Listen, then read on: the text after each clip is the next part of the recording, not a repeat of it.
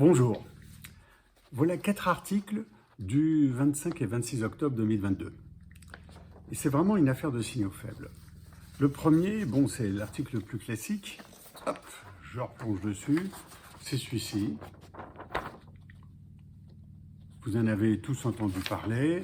Dans la galaxie Mullier, Pimki est vendue, n'allait pas du tout. C'est une entreprise qui est montée à 800 magasins. Je ne sais pas si elle a fait 500, 600, 700 millions d'euros de chiffre d'affaires. Elle en est actuellement à 240 millions. Les nombres de magasins a fondu comme neige au soleil. Pourquoi?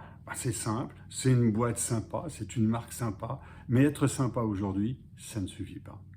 Il faut avoir du nerf, du caractère, il faut être ou quelque chose qui est dans les pas chers du tout, comme Shine ou Primark, c'est pas la volonté de magasins comme ça, ou être dans des produits très spécifiques, peut-être dans du haut de gamme, ou avoir une gamme de produits extrêmement réduite, c'est pas le cas. Et voilà ce qui est le cas. C'est ça, vous connaissez peut-être, c'est les magasins Jot. Jot se développe avec des doudounes, sont partis de la doudoune, ça a été repris il y a très peu d'années.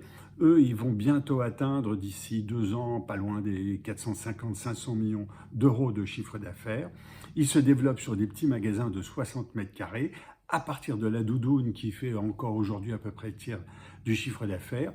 Ils ont élargi les produits, mais la doudoune étant dans une gamme colorielle très forte, une présentation très forte, des petits points de vente qui peuvent se mettre n'importe où, qui se développent à une vitesse grand V et de manière internationale. On est complètement à l'opposé de Pimki, qui est en train de se réduire et de se vendre.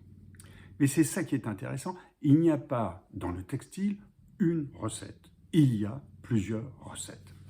Et j'ai une autre histoire à vous montrer. À peu près le même jour, je crois le même jour, voilà. Made.com. Made.com, c'est une marque sur Internet, c'est un acteur anglais, je crois.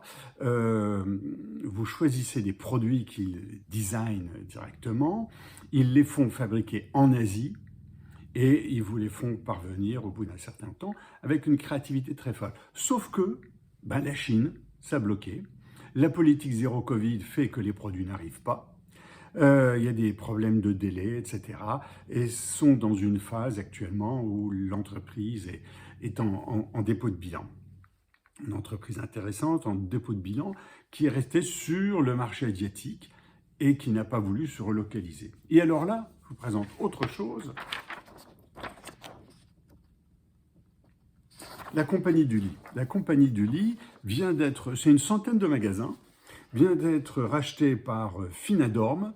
Finadorm qui a une autre centaine de magasins qui s'appelle France Literie, qui est une entreprise qui a racheté d'ailleurs Dunlop il y a 2 ans, mais c'est aussi à l'origine un fabricant de sommiers en latte de Mio, qui petit à petit s'est développé avec des chalets, avec des meubles pour enfants, avec toutes sortes de constructions, des mobil-homes, etc., fabriqués en France. Et là, on a une entreprise, Made.com faisait à peu près 500 millions d'euros de chiffre d'affaires, eh bien Finadorm vise les 240 millions d'euros de chiffre d'affaires, et ça marche bien. Donc voilà 2 histoires en textile et en meubles qui sont intéressantes parce qu'elles racontent pour moi, en termes de signaux faibles, une chose très simple. La première, c'est qu'il n'existe pas une recette pour bien fonctionner. Il n'y en a pas une, il y en a plusieurs. Mais il faut sans arrêt être en train de bouger. On est dans une époque où il faut beaucoup bouger. La deuxième chose, c'est qu'on est dans une époque extraordinaire où il se crée des entreprises, il se développe des entreprises. Pour moi, en ce moment, est en train de se développer un nouveau Google, un nouveau monstre, peut-être dans les déchets, peut-être dans certaines parties de la nouvelle technologie, mais plutôt industrielle, plutôt que de services, si on veut, comme Google. On est tout le temps en train de développer ces nouvelles choses. Et c'est ça qui est important. Ces signaux faibles nous parlent.